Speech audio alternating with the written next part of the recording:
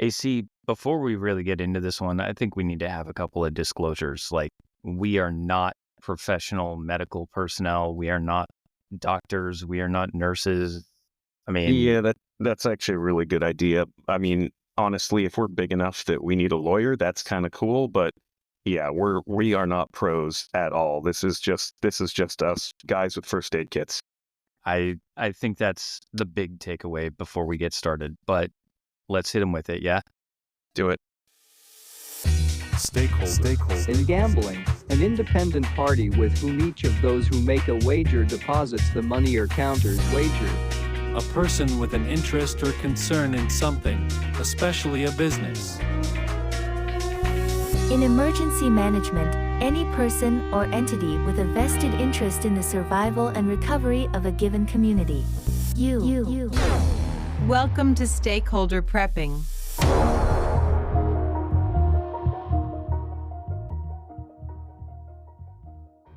Welcome back to Stakeholder Prepping, where you are the stakeholder in your own survival. We are your hosts. I am Chris. And I'm AC. And AC, I'm super excited about this one. I think before we get into it, though, we do have some announcements. I want to congratulate both Forrest and Jeremy for our logo contest because we sent them some stuff. Jeremy was a little semi-disqualified, but we still sent him the ad hoc second place consolidation. Yeah, he got a runner-up prize. Prize. It's a pretty cool prize. We sent him one of those hardwire bulletproof backpack inserts with the stakeholder prepping logo, but Forrest made out like a bandit. Yeah, he's got some good stuff on the way. Yeah, that's what, 220, 250 worth of stuff. I mean, assuming the stakeholder prepping sticker's worth $1,000, yeah, it's like $1,250, $1,300. So, but yeah. So are you gonna give away what the logo is? Then I guess the contest is over. The winners have been won. I think we should. And are you going to go sing for it with me? That's the big key. I'm not gonna sing it, but this was all you. So no, you go ahead because I had zero input in the logo or any of this. This was all you. Okay, so under the assumption that it is a lion's paw with some scar tissue across the face of the lion's paw, there is one particular lion that has a big scar in movie, film, TV realms, and he has kind of a theme song. His name is Scar, right? Scar, yes, and I believe he constantly says, "Be prepared." And That's the whole exactly point right. of this. That's what it is. We're not like sponsored by Disney or anything, but it was just it. I liked the way it did fall together. It was Scar that said, "Always be prepared." Yes. So congratulations again to Amanda, Forrest, and Jeremy for winning our logo contest. They did send in an email, and they made off with some pretty cool stuff. So videos upcoming on that. Yep. And AC, what are we going over this week? Because I'm super jiving with this one. Yeah, so this is the AFAK episode. We talked a little bit about going back and forth between kind of, the lists and the theory. This is a list episode. And AFAK, I guess, for those that don't know, it's because I did make it up, but it's the Advanced First Aid Kit. And I think a lot of people have heard of the FAK, the First Aid Kit, or the GFAK, or the IFAK, the Group First Aid Kit, or the Individual First Aid Kit. This is kind of the Advanced First Aid Kit. We picked about half a dozen items that you likely don't have in your first aid kit, but items that both Chris and I have tested, both in the field and in combat, and me just because I'm clumsy and bleed a lot. But we tested all these items, and I think these are all things that live in both of our first aid kits. So, Chris, I mean, you've got way more experience in this stuff than I do. Yeah, and I mean, we did kind of work the acronymies. We let its ugly little head into the title of this episode, but That's right. Yes, Advanced First Aid Kit. These are going to be your more Gucci items that you might not know that you need unless you've actually needed them. We're going to have to touch on individual first aid kit in a later episode. Things like your Band-Aids, your Benadryl, your quick clot in terms of just the Israeli bandage, things like that. But we're going to have to kind of go into the individual side in a different episode. This is more your advanced first aid kit. So the intermediate step between getting injured and getting help. And I do have a little bit of experience with this. I did go through a bunch of separate courses in the Army. I went through OEMS, which is Operational Emergency Medical Skills. I also went through a course called DMOC, which has been renamed to EWSC, or Emergency War Surgery Course. And then I did also go through a course called TC3 or TCCC, which is Tactical Combat Casualty Care.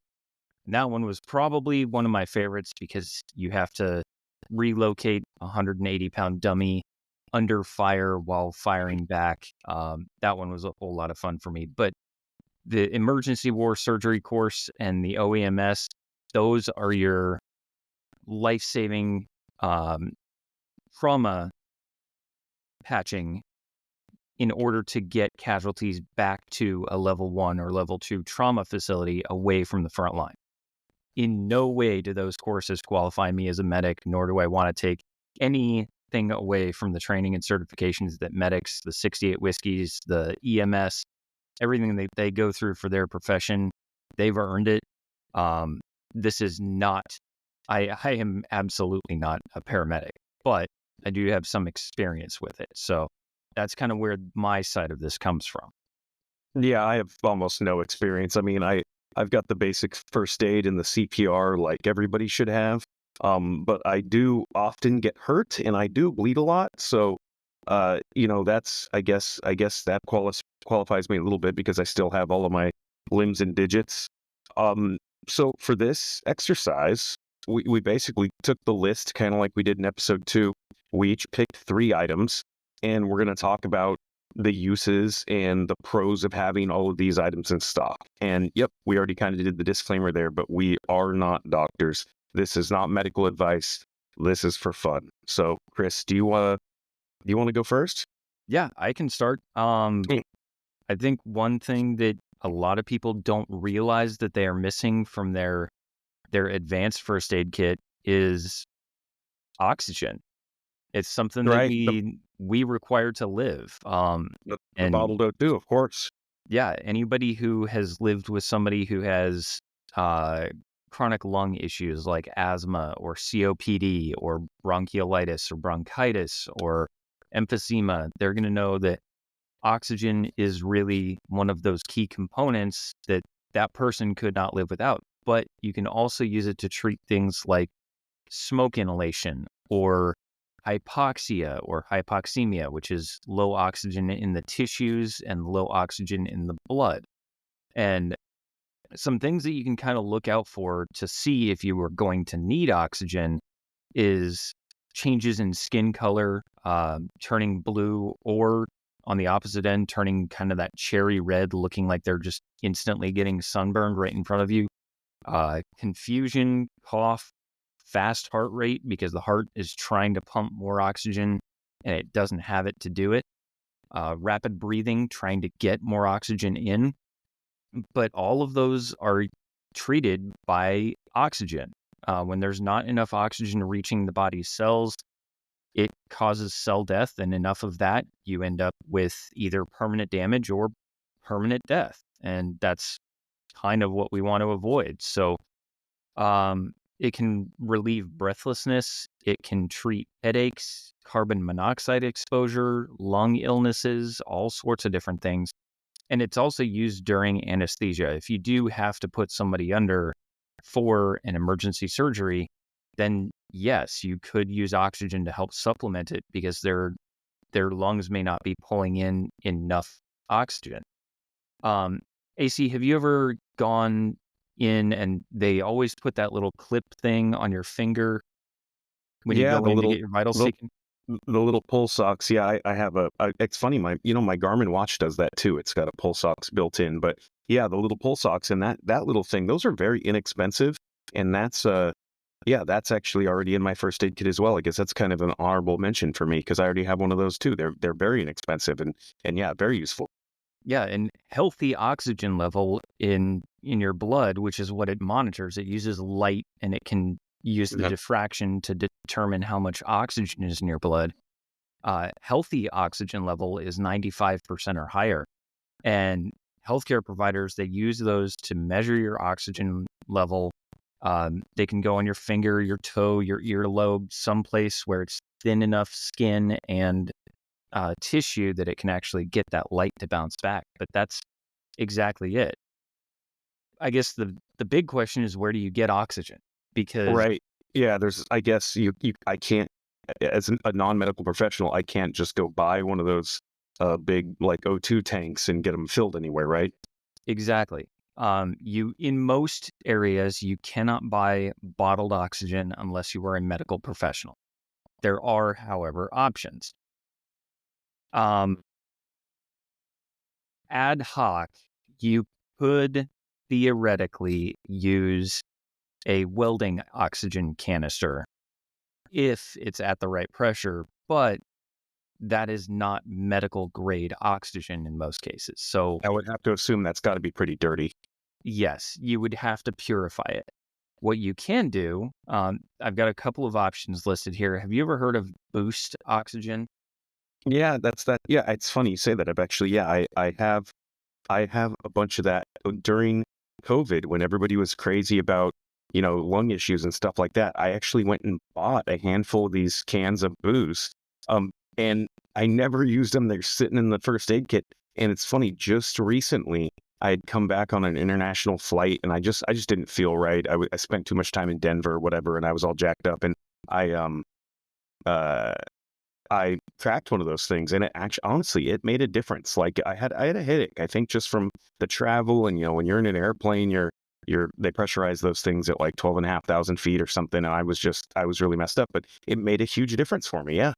Yeah, and when we were living in Colorado, we went to Pikes Peak via the Cog Railway, which is a really cool experience if you ever get to travel to Colorado and take a look at it. It's a very scenic tour up the side of Pikes Peak, and you get all the way to the top.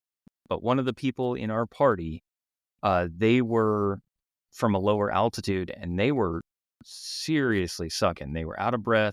They had high heart rate. They just could not get it together. And I gave them one of these little boost oxygen things, and I'll never forget because they were not a huge fan of grapefruit, and it was grapefruit flavored. Um, but yeah, they Isn't that were. from Spaceballs? I think so. Like the I might flavored be wrong, oxygen. but yeah, they puffed on it for 5 or 6 minutes, and Mhm. then they were able to get up and move around as normal. It wasn't a huge deal for them anymore. And really, it is medical grade oxygen, but it's pressurized and it's not designed to go into a mask, so it's not long term. It's kind of puff and use and put back in your pocket. And, and it's got a trigger on it, right? So it's not like you couldn't like leave someone who is unconscious with this. It wouldn't work. You have to literally yourself pull the trigger every time you want to breathe, right? Exactly. It's almost like an asthma inhaler. You have to squeeze Yeah. the trigger and breathe in real deep. They are good for things like headaches or minor things. It's not going to be a consistent use. Now, if you do need a consistent use or you need the oxygen bottles because there's a risk of somebody being unconscious or something like Mhm. that, um, something that you don't have to be a medical professional to get is pet oxygen. Like Pets they are actually just have a like like a pet oxygen tank. yes. There's a company called Paw Print Oxygen. They have both bottled oxygen models and oxygen generators or condensers that take it out of the atmosphere. The only difference is it's designed for a cat or dog's snoot. So it goes over the edge of their mouth. The mask is going to be a little bit different. They almost look like the ones that drop out of the airplane when you suddenly lose Oh yeah, pressure. yeah, sure, of course, yeah.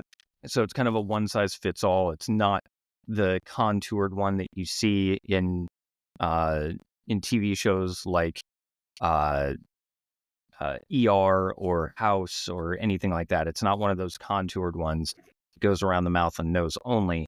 It's going to cover everything. So you But what can if I get, buy one of those masks and have duct tape? they do fit and you don't need the duct tape. So Hmm. there you go. It'll fit. The fitting goes into that little plastic hose and you're golden.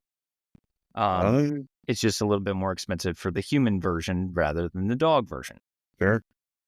And then the most expensive option is if you wanted to go to someplace like oxygenconcentratorstore.com. Best option, it will pull oxygen from the surrounding environment and condense it into 95% medical grade oxygen that you then breathe in. These are the ones where you see people with chronic emphysema, chronic bronchitis, COPD, and they're constantly stuck in their little rocking chair on TV because they can't leave their machine. That's what this is. Or they've got the little hover round and they're in the Vegas casino with a cigarette in one hand, the oxygen tank in the other hand. That yes, there are those people. The downside to those is they do require electricity to operate. They are a little bit more expensive, but they are higher quality. But it's not going to do you any good unless you have the generator backing it up, because it's not just going to run off of your normal solar battery bank. Yeah, good call. Interesting. It's funny. I hiked Machu Picchu once, and you fly into a city in Peru called Cusco, which is it's like 15,000 feet or something ridiculous. And I was just so messed up. I had never had oxygen deprivation like that, where I couldn't go upstairs without my chest pounding out of my chest, or my heart pounding out of my chest. And I'm in pretty decent shape, but it was crazy. And there, they do have, for all the gringos that aren't prepared for that, the hotels all have these big, giant bottled oxygen. But for people that aren't hard down, they just have a little bowl full of coca leaves and hot water. And so they just give you cocaine tea instead of oxygen if you're not really messed up in Peru. I can just imagine an SHTF event well, would you like our flavored oxygen bar or would you like the cocaine water? Oh, it's amazing. But yeah, the boost I have used, that's funny. So you're saying that you can buy the oxygen concentrator, anybody, but if you want the tank, that's medical professionals only. It's weird how it works out, but yes, in a lot of, now it's not everywhere. It does depend on state and local regulations, but for the most part, from what I've found, if you want the little 5-pound oxygen containers, you do have to have a license, and primarily because of what they can be turned into if you have a nefarious purpose in mind. Oh, okay, that makes sense. They can be used in engineering explosive devices, so they do require a permit. We didn't cover that in the we didn't cover the you can make explosives at all, right? In our we are not doctors part. The disclaimers probably should have said we also aren't telling you to make bombs, maybe. Yeah, not, but at the same time, I'm not telling you what to do with your own your own freedom. So that's true. Just be aware and be careful. Just be aware. So my next one, this is interesting. This is a product I have used. I had a really nasty leg injury once, a laceration that I can talk about how funny that is later. But basically, I use this product. It's called Cara Contact, which I think is a 3M product. It's a silver contact layer dressing. And it's just weird. I'd never heard of this kind of thing. And there are other silver contact layer dressings out there. The Cara Contact, the sales brochure says it's better, of course, but basically it's a silver contact layer dressing. It's non-adherent, it won't stick and peel a scab off. But it has these, I guess, missing valence electrons. We're talking about chemistry now or something, but where think of it as triple antibiotic ointment on steroids, where this silver contact layer and these silver oxy salts, basically when they go over a wound, it eats and kills all of the bacteria and then keeps bacteria from forming.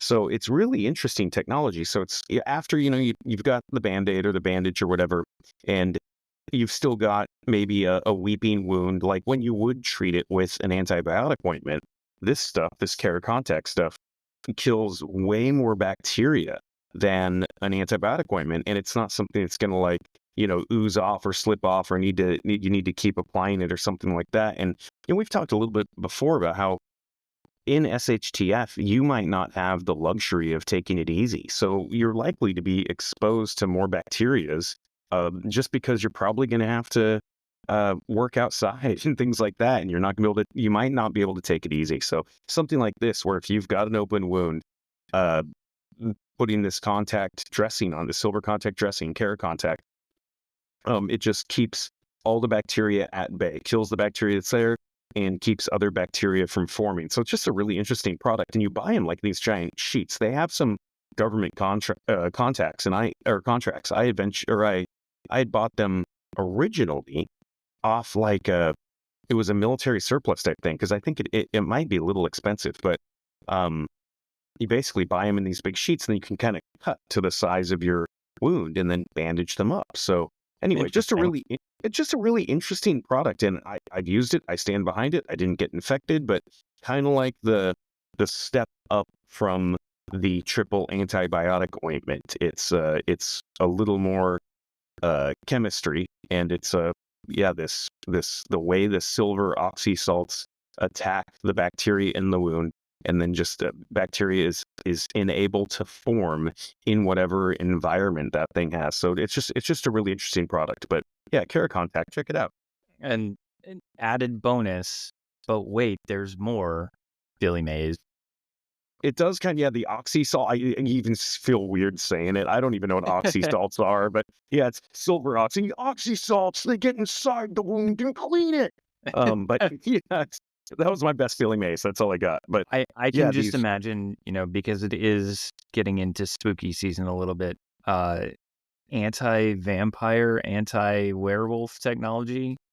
All you got to do is lick them, and then, let me patch you up real quick. That's right. Yeah. There you go. So maybe there's some alternative uses for Keracontact. Just throwing that one out there. What's your next one? I think my next one, I have to do a little bit of a throwback to episode 2 on this. So adhesive. It's not a grease pencil, is it? It is not a grease pencil. Okay. Okay, good. I would say that should probably be part of your EDC kit. But adhesive seals, for several reasons. So going back to episode 2, we touched on super glue. Mm-hmm. And I want to be very clear about super glue is not on my list. Yes, it will hold together surface wounds in a absolute pinch, but super glue tends to not be flexible, and it can cause tearing of the surrounding skin. So if you cut your thumb open while you're chopping veggies and you dump super glue on it, 1, it's going to burn. 2, it's going to be stiff for the rest of forever until it actually peels away. But the downside is super glue tends to be made of methyl 2 cyanoacrylate. Dermabond, on the other hand, it does the same thing and holds wound edges together, but it's also more flexible.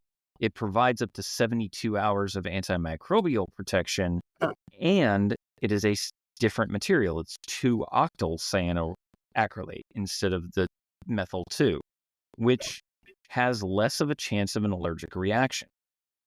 So with that in mind, you can use super glue for several things. You can use Dermabond for several things.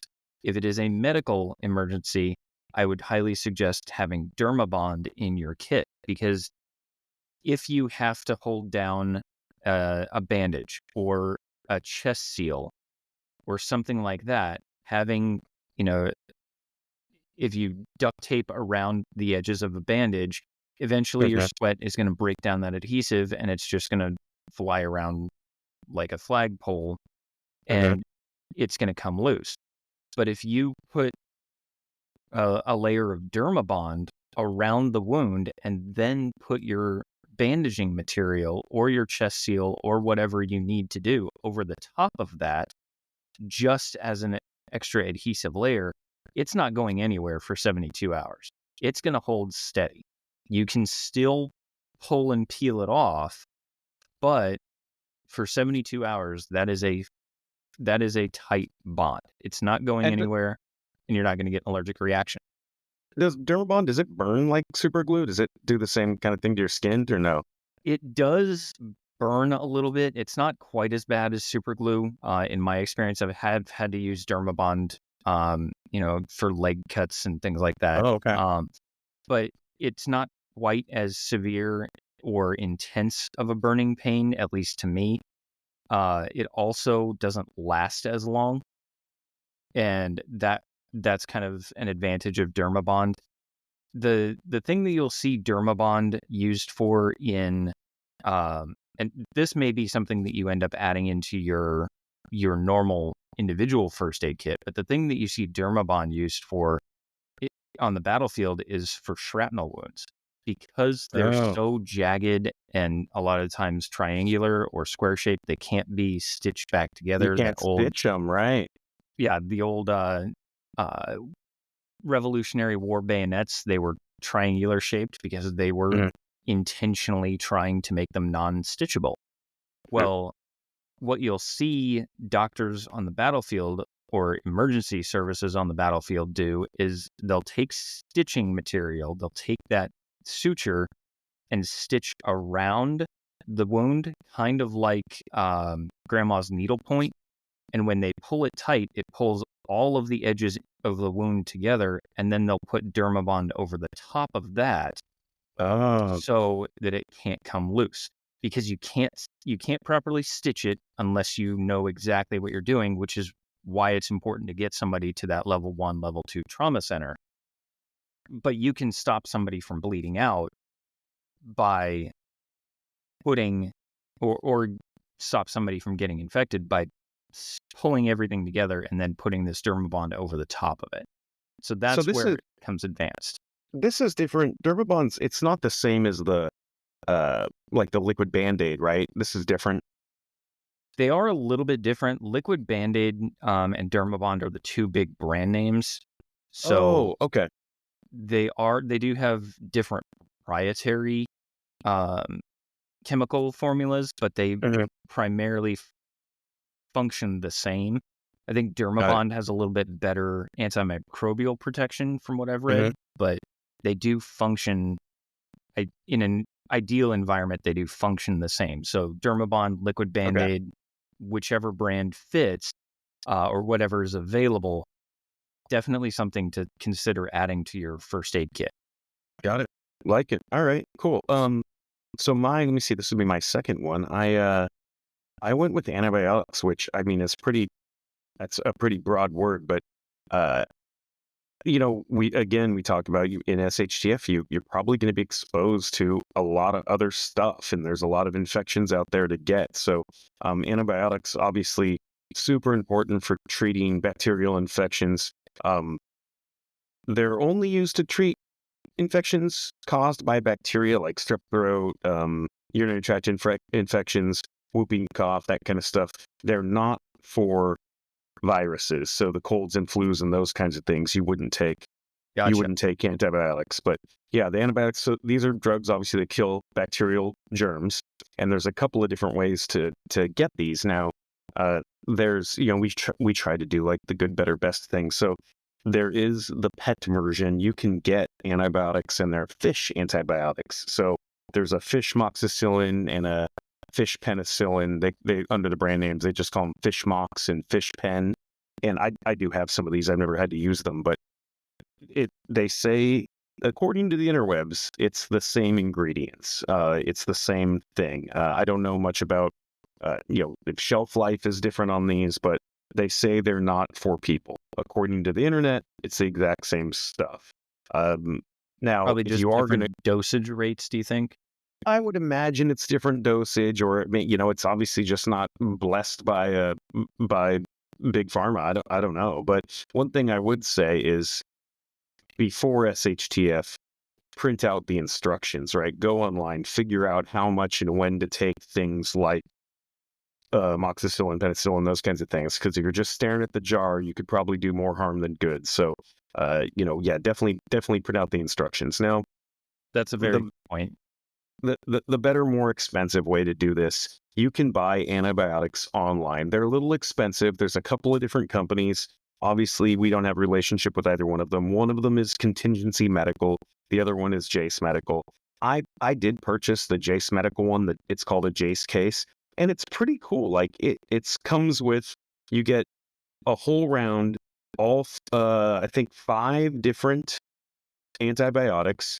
So, and I'm gonna butcher these, I'm sure, but erythromycin, ciprofloxacin, amoxicillin, nidazole, and doxycycline.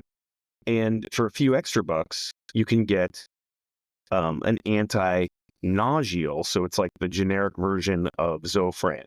And Okay. I don't remember exactly what these cost. I want to say it was maybe about 240 or 250 bucks, something like that. But not only do you get all of these prescriptions in your name with a known shelf life, and it's a pretty decent shelf life for these, you also get the instructions on when to use them. So not only do you get the big printout like the pharmacist would give you, because you are technically going to a pharmacist to get these, but they also give you this really cool little book, kind of the crash course on like when to use what. So it's like, oh, the erythromycin is the traveler's diarrhea and the pneumonia, stuff like that. And the ciprofloxacin is the anthrax, is the bioterror one. So I guess that's the one that's probably kind of the harshest on bacteria and on your system. But yeah, so it tells you kind of when to use these and when to take them, and then it does give you the real instructions. Now, sidebar, the one thing that I would absolutely do that you have to have in stock if you may be in a point where you're going to administer yourself antibiotics is having probiotics on hand, because antibiotics mess you up. They kill everything. They kill the good stuff and the bad stuff, which is why they also give you the prescription for Zofran, because it's just going to mess your tummy up.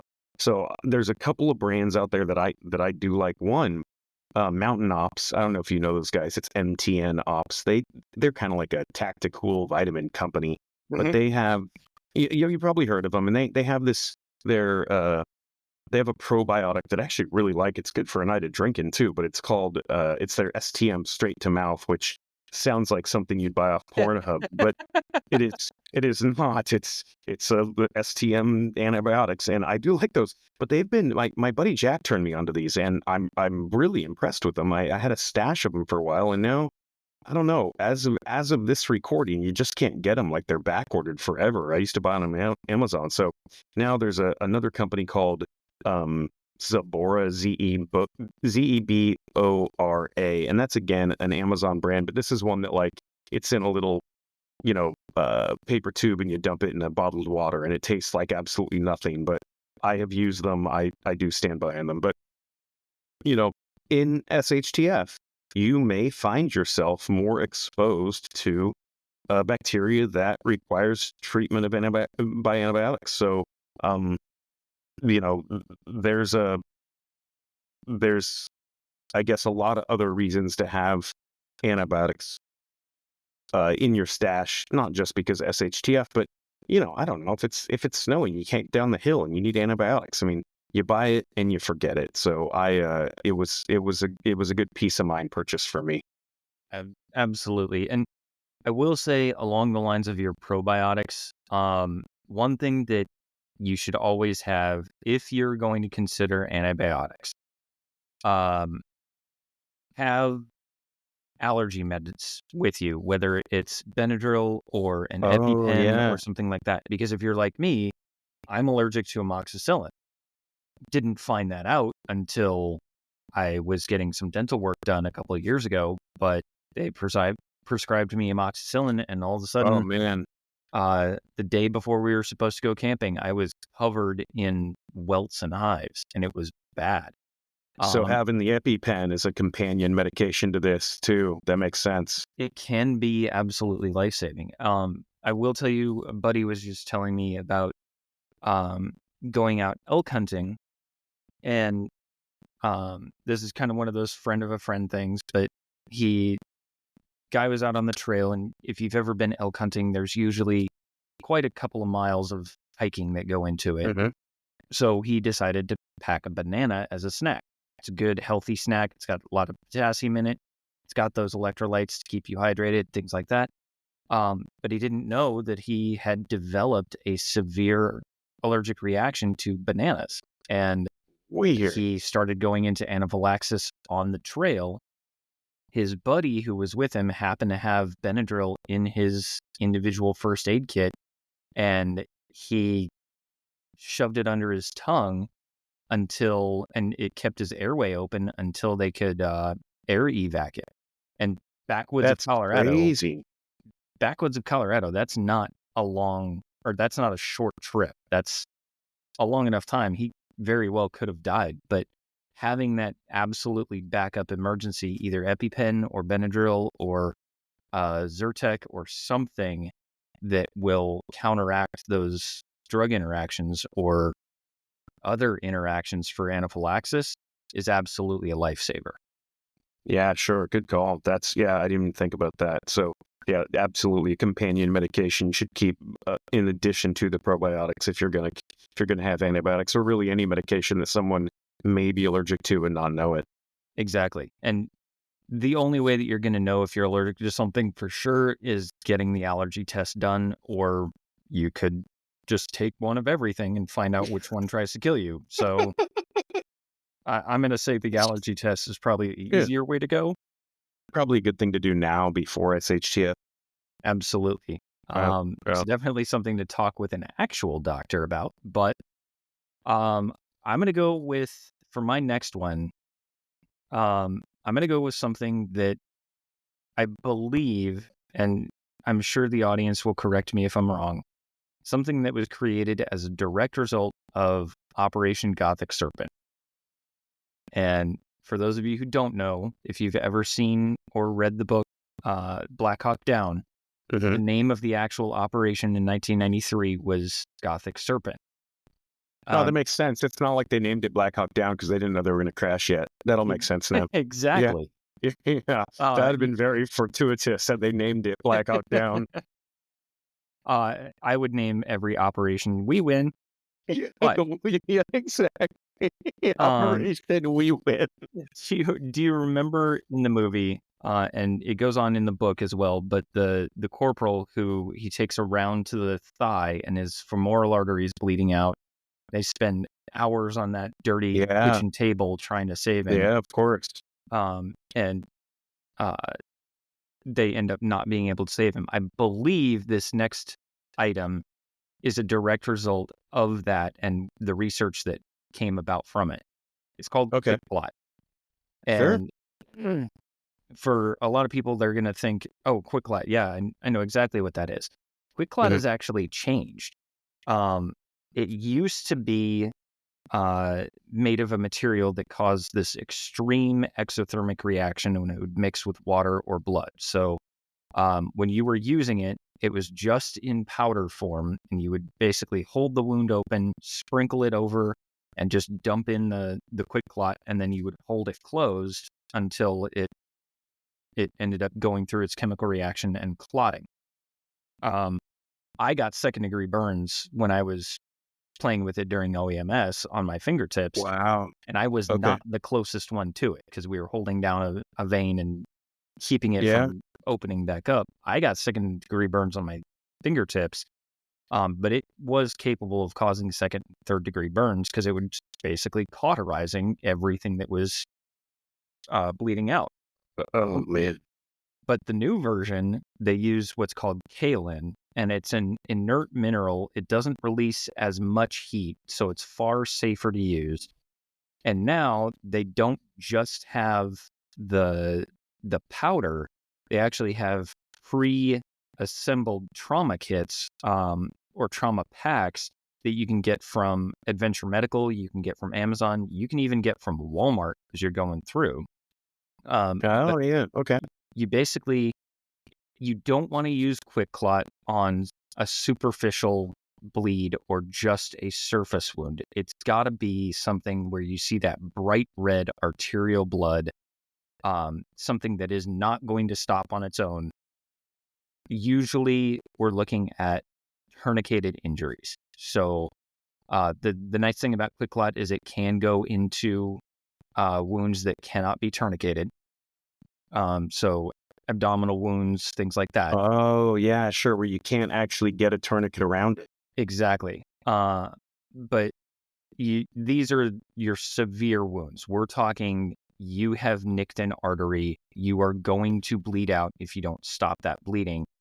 And the key part of it is once you use that quick clot, it is critical to get them to a level 1, level 2 trauma center. It needs to happen as quickly as possible because the longer it stays in, the more risk they are at of potentially losing that limb or losing their life. Same as if you Wow. overuse a tourniquet.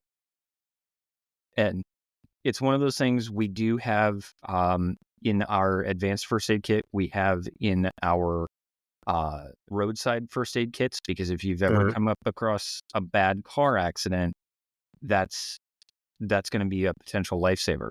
Cars are not very kind to the human body. Right. And what would you say your next one is, AC? Yeah, so this is my last one. This again something I have actually used myself, and this is probably I would guess that this is one people haven't even heard of. But the one I got was from Cardinal Health. There's a bunch of different ones. If you Googled a laceration tray, which is kind of it just sounds kind of weird, I know, but basically what a laceration tray, you can buy these and they're basically an entire little prep kit that's all sealed and sterile, and it's just a little kind of plastic tub like the size of a little I don't know, like a Tupperware thing you'd put a sandwich in. It's like this little tub, plastic tub. You peel the top off, and inside it's got like a couple of instruments. So it's got some forceps, it's got a needle holder if you're going to do suturing, it's got an alcohol prep pad to sterilize everything, and it's got a big drape in it, and then a bunch of gauze. And they're cheap. These things are like $5. I bet the hospital charges you $100 for opening one of these things, but the most of the Gucci one is $15 a piece. The cheap one is under $5. And I bought about 6 of these that were, I think they were like $4.75 a piece from Cardinal Health. But it's just a really cool thing to have. If you've ever been in a situation where you were trying to stop bleeding, not a life-threatening injury, but just a bloody injury on yourself or someone else, and you just need a sterile environment to work in. This is embarrassing. I'm going to admit this to both people that are listening right now, but I had an AR-15 that had a bayonet lug on it, and I didn't own a bayonet. I was like, well, I got to buy a bayonet because it's got a bayonet lug on it, right? So I buy the bayonet just because you gotta. It's a feature I don't have. So I buy the bayonet and I put the bayonet on first. It's like buying the new car and it's got a button that doesn't work. It's like, come on, I bought the one without the GPS and the button's still there. So it was an accessory for the rifle I did not yet own. So I put the bayonet on, and they go on. They go on very snug. They fit nice, and there's a little you gotta pinch them over the lug at the bottom to get them on and off. And so I'm holding the rifle with one hand, and I'm trying to take the bayonet off with the other hand with my right hand. And so I pinch the bottom of that thing, and it's tough, and you're pushing it off the end of the barrel. And I kind of gave it a little bit of a shove, and the bayonet flies up and out of my hand and comes right back down, right through my wrist, like right in the I'm committing suicide part of your wrist, like right there. And I had never seen that color blood come out of me. I had never seen, it was like red wine pouring out of me. And I still had use of my fingers, so I knew it wasn't that bad, but it was just a bloody spot to cut. And so then I'm in the garage. I'm like, okay, I had to go inside and not get blood all over everything and patch myself up. So, I went up and I go upstairs in our closet where we've got our first aid kit, which is just a big, giant Rubbermaid tote. And I grab one of these Cardinal Health things and I pull everything into the bathtub, because then I knew I could bleed everywhere and mess up the floor. So I pull everything in the bathtub and I open one of these little Cardinal Health things up, this little laceration tray. It's got this big giant drape in it, and then you can work and not get blood everywhere. And you've got these, if you need forceps for something, and then once you're done with it all, and you've got blood everywhere, and you clean up, and you've got the gauze and all this stuff, it comes with this little refuse bag, and you just put everything in it and tie it and biohazard it and throw it away. So it's a very cool, sterile environment. Now, the downside to this is that it's like a little plastic tub. And so if you were going to remove a bullet and you wanted to have that cool little metal kidney bean shaped thing where you go and, drop the bullet in, it goes stink and makes this cool little noise. You're not going to get that, unfortunately. It's just a little plastic tub. But yeah, really cool thing to have. Something I would absolutely recommend buying a few of these. Like I said, they're cheap, and I mean, looking at what's in there, there's like 3 different metal reusable for us reusable instruments, like little forceps and stuff that you would easily pay $4 or $5 or $6 a piece for. So no, awesome little kit to have on standby. And like I said, I went and bought like half a dozen of them just to have them. Anything to not call 911, right? Anything to not. Oh my God, that would have just been so embarrassing. No, I would have just let it bleed out before I did that. But the next day I did go down to the urgent care because it was still kind of oozy, and I was like, I don't know. It didn't seem that bad, and I did a pretty good job of cleaning it out. And I go down to urgent care, and the doctor, she goes, well, we can't suture it because it's been 12 hours. I'm like, great, I didn't want stitches, so now I know I got to wait 12 hours before I go to urgent care, and then they can't talk me into sutures. So it was fine. But yeah, that was, anyway, that's what I would go with. Having the little sterile environment to work for $4 or $5 now, it's just priceless later. I completely agree. And everything that we have gone over so far requires some degree of training. This is not going to be pull it out of the box and try to read the instructions as you're doing it on the fly in the dark while it's raining and people are pounding on your door. This is all stuff that you have to have a little bit of experience or know-how on what you're doing. So that's right. Make friends with your EMTs. Go get a CPR class at your fire department. Understand that experience is your best friend in these types of situations, because it truly is, and it's not something that you can just pick up unless you're some sort of medical savant. I mean, I don't personally know Doogie Howser. He is not on my bug out team. So he would be great on a bug out team, wouldn't he? He would, except for the whole teenage hormone thing. Yeah, that's true. But he's a doctor. He's so smart. He can just repress those things. That's true. So yeah. Doogie, fantasy draft for the bug out team, Doogie Howser's going on it. 100%. And that you literally have a doctor at that point for like 80 years. You're getting them young. So 100%, I'd want Doogie on the fantasy bug out draft team. You don't want an old doctor. No, I will say there are some other things that some of them are crazy expensive. Some of them are not too bad, but they're kind of the nice to haves. Things like crutches or wheelchairs, having it on hand if you need it.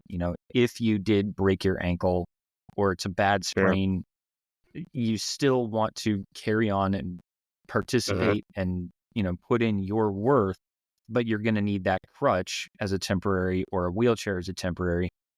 Same thing with having SAM splints, which are immobilization splints. They're very flexible. They're very conformable, but they will lock your joint or your arm or whatever bone it is. Once it's set, they will lock it in place. You can also buy plaster casting kits on Amazon. Oh yeah.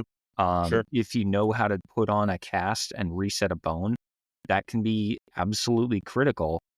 If you want to get into the super expensive, I did look it up. There's a company called Medical Expo, and we'll have a link to this, but you can buy your own mobile operating room vehicle or home surgical suite. Oh, that's kind of cool. Like, it's just a big ambulance that you can operate in or something? They had sedan size, they had ambulance size. They had SUVs that for off-road. They had full-on 53-foot RVs with Wow. the wings that extend out for like a quadruple room surgical suite. That's amazing. And I guess governments will buy those and use them for mass casualty events, which is Oh, sure. pretty cool. But Mhm. you're talking potentially north of $500,000 for that thing. Oh my God. It's not exactly in our budget. Maybe once we get a sponsor, they can buy us one, but I don't see that happening. But yeah, having something, if it's inside your budget, having an ambulance or having that home surgical suite.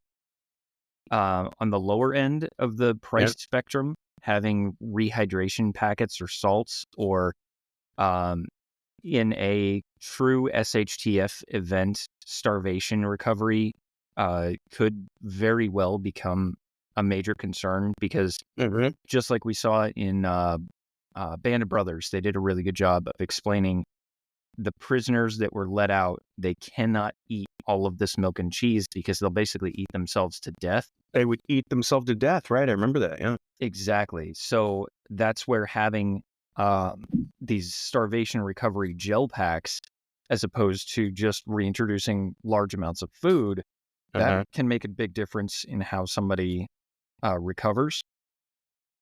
Advanced first aid, this is not something that I normally carry around on my person anytime I'm out hiking, but hemorrhoid cream, Oh, sure. just in case you ever have to battle with that would be value beyond relief in a shit hits the fan situation. Same with betadine, or some sort of surface antiseptic for any sort of intrusive or invasive procedure, or even just stitching things back together. And then I think the last one on my kind of honorable mention list, this is something that's going to polarize people, but hear me out. Narcan. Oh, sure. I mean, I've got Narcan in my car and my get home bag for sure, because I just think about, when you're out traveling around, I think the two things that I'm most likely to run into would be a car accident and probably an overdose. Those are the two things that I'm probably most likely to bump into. So yeah, I have Narcan for sure. And you don't need a prescription for it in most locations. You can go down to CVS or Walgreens or wherever your pharmacy is and pick it up. But the likelihood of you needing it in a shit hit the fan situation, kind of the things that are recession proof or they're going to increase in value during an SHTF, are going to be alcohol, drugs, and ammo. And drugs Of is going to course. be a big one. People being down and thinking this is the end of the world, I may as well go out with a bang. They may have more value to your group, your survivalist camp, than they see. Sure. And Narcan would be the way to combat that. Yeah. Secondly, if you piss off another group bad enough that they throw a brick of fentanyl into your ceiling fan, I mean, go for it. That takes effort, but definitely worth considering. What's on kind of your honorable mention list here? Yeah, I had a couple. I think maybe like an EKG. There's that Cardia Mobile. That's there's an app for your phone and it pairs with it, and you can do an EKG there. I think that's cool. An AED, so an automatic defibrillator. Because I didn't know this. You probably knew this, Chris. But like with the CPR stuff, all CPR does in many cases, if you're on full on cardiac arrest, all the CPR does is you're keeping blood pumping until someone gets there with an AED. So the AED was one that was on my list. There's also, if we're getting a little Gucci, there's a company called Clarius, and I'm sure there's some other ones, but they're portable ultrasounds. This isn't like a tens of thousands of dollars thing. I think they were like $1,400 maybe. Don't quote me on that. But it was a portable ultrasound, and you might think, well, that's weird. What do you need a portable ultrasound for? But I saw a video where in an ultrasound, someone showed the difference between a broken wrist, a sprain, and a dislocation. And those they may present to an idiot like me, they probably present the same, but the treatment for all three of those things is vastly different. So that was something I thought was kind of cool. The other thing I would I would mention is that all this stuff, everything, even Chris's like, $1 billion surgery van, they're all purchasable if anybody has an HSA or an FSA, like a health savings account or a flexible spending account. Chris, I imagine you work for a real company, so you probably have like awesome health insurance, but I don't have that awesome of health insurance, but I do have a really hefty HSA account. So an account I put money into, and it's tax-free money. So I can use it, but I can only use it for like certain things, And so I will use those for things like this. I will use it for things like, you can just use it for bandages and, and basically any of the stuff on this list that I want, I could use an HSA. And I think FSA, I do not have one of those, but I'm pretty sure that's one of the ones where you put money in, they basically give you all of it up front. You pay it back throughout the year. But at the end of the year, you have money left over, and it's kind of use it or lose it. So we're getting close to the end of the year now. If you have an FSA account and you put money in there because you're going to get, little Bobby braces and you didn't do it this year, you may have a bunch of money that is use it or lose it money. So you could use that FSA money for any of the stuff on this list. Every one of these is an HSA or FSA applicable item. So yeah, I use my HSA for all of my FAK, AFAK, IFAK stuff. I definitely like the idea of that. And thinking about that portable ultrasound, if you are on a homestead, you could even use that to determine whether your livestock, your goats, sheep, cattle 100%. are pregnant. 100%. Help you to kind of budget out your resources, things like that. I really do like the idea of getting one of those. Yeah, I thought that was a cool idea. Maybe I can convince the wife to use the HSA that we have. It's pretty small though, because dogs are not cheap. But maybe we could look at some of the use or lose on something like that. I do like that idea. Mm-hmm. So I can't think of anything else that's really kind of that super high end things that we haven't thought of. Is there anything else on your list, or are we going to leave this open to the audience to send in things that they feel should be on our AFAK list? Oh yeah, I would love to hear from people that have sort of that advanced first aid kit item. I mean, outside of the typical gauze and bandages and all the things that come in a first aid kit you buy off the shelf. I would love to hear from other people on what kind of AFAK items they have. But yeah, this is all it for me. And hopefully, ideally, there are at least some things in here that people out there haven't heard of or haven't thought of, and we actually got somebody thinking. I really hope that one of these, at least our big 6 that we mentioned, that somebody doesn't have it in their first aid kit, and maybe we've convinced them that they might need this item if something happens. I agree. I might look into that Cara bandage. The Cara Contact. Cara yeah, Contact. check it out. Yeah. I might have to look into that for my next tattoo. Oh yeah, I wonder 100%. if that would. That's actually a genius idea, really, 100%. Because if you think about it, yeah, a lot of those. I think a lot of those. There are bandages that maybe will suck ink out of a wound or something that too, right? So the Cara Contact might be a great one for that, where it would just keep the bacteria down while a superficial wound like that would heal. Maybe something to check out. So Yeah. what do we have on deck for next week? Because I know we've been kind of tossing back and forth. I think we might have to go into the heart of the sanitation. What do you think?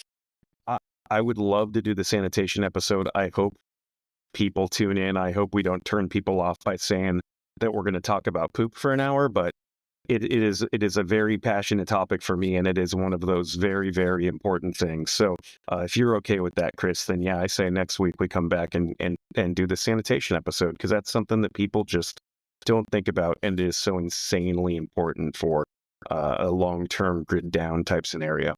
Absolutely agree. So I think next week, yeah, join us, and we're going to talk about one of the topics that a lot of people don't want to talk about. We're going to talk about poop for an hour. Mhm. And we're going to have fun with it, just like we did I love today. it. I love it. But until then, remember, you are your own stakeholder.